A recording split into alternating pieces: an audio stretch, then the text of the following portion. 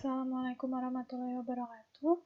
Di sini kelompok 10 akan menjelaskan tentang tugas 4, yaitu istilah dalam rekomendasi sistem. Nah, beberapa istilah yang akan dijelaskan terlihat di layar. Untuk istilah pertama yaitu serendipity. Nah, serendipity ini merupakan parameter di luar akurasi rekomendasi sistem untuk kepuasan user. Contohnya adalah pada Facebook, user ini akan diberikan rekomendasi teman lain yang tidak berteman atau tidak memiliki kesamaan dengan peers-nya. Maksudnya user ini akan diberikan teman secara acak, bukan berdasarkan teman yang berteman dengan peers-nya atau bukan berdasarkan orang-orang yang memiliki kesukaan yang sama dengan user tersebut. Efeknya akan memberikan efek kejutan dalam melakukan rekomendasi kepada user dengan alasan mungkin user ini akan bosan dengan rekomendasi yang sama berulang kali. Yang kedua adalah sparsity problem. Nah, sparsity problem ini merupakan masalah karena kekosongan interaksi.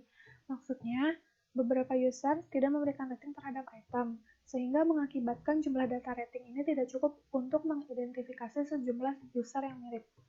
Contohnya, ketika user A membeli item 1 dan user A ini tidak memberikan rating terhadap item 1, maka user A ini hanya akan diberikan rekomendasi berdasarkan item yang dilihat atau telah dibeli olehnya, bukan berdasarkan item yang telah dibeli oleh user yang telah membeli item 1, dan user A ini tidak bisa diidentifikasi menjadi user yang mirip dengan user yang telah membeli item 1.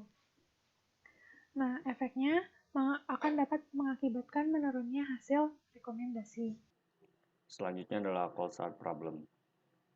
Cold start problem ini adalah istilah yang berkaitan dengan sistem rekomendasi yang dipersonalisasi untuk user yang tidak memiliki atau sedikit riwayat dan item yang kurang informasi, atau bisa dibilang adalah problem jika user itu adalah user baru yang belum pernah melakukan transaksi apapun dengan items, atau cold start items, yaitu items baru yang belum pernah bertransaksi dengan user manapun. Dan ini adalah problem dalam sistem rekomendasi. Ada lagi juga cold start dari sistem, artinya sistem baru yang belum punya data apapun atau belum punya data transaksi antara user dengan items. Contohnya adalah ketika user baru melakukan login pada Instagram, pada Explore akan diberikan rekomendasi atau foto atau video secara acak karena user tersebut belum memiliki histori pencarian dan postingan yang disukai. Efeknya adalah user baru tidak bisa mendapatkan rekomendasi yang baik atau rekomendasi yang secara personal terhadap user tersebut, atau item baru tidak dapat direkomendasikan kepada user dengan alasan karena kekurangan informasi terkait user dan item tersebut. Selanjutnya adalah overspesialisasi. Ini merupakan kelemahan dari collaborative filtering yang cenderung merekomendasikan item yang mirip dengan item yang sudah dikonsumsi oleh user. Artinya adalah user merekomendasikan item yang user tersebut atau user itu sudah pernah bertransaksi sebelumnya dengan item tersebut. Nah, ini terus direkomendasikan. Itu adalah overspesialisasi. Contohnya adalah ketika user telah menonton video A misalnya di YouTube, maka user akan memiliki kemungkinan untuk diberikan rekomendasi lagi video A itu.